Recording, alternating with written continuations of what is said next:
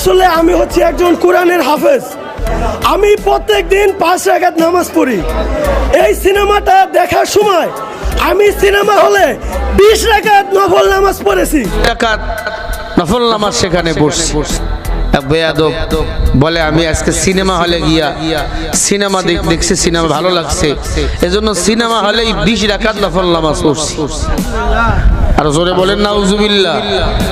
বাংলাদেশে একটা নতুন সিনেমা আসছে, এক পাগলের কাছ থেকে গিয়ে সাক্ষাৎকার নিছে, কেমন দেখলা?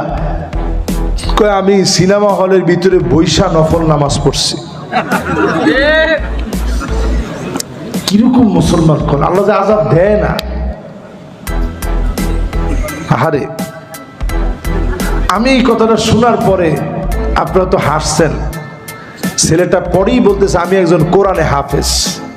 আহা, হ্যাঁ, একজন কইছে যে হুজুর জান্নাতি বান্দা ঢুকছে, উনি ওইখানে নামাজ পড়ছে। বলছে যে এই ছবি দেখলে আর কিচ্ছু দরকার নেই। ছবির নাম কি? না না থাক,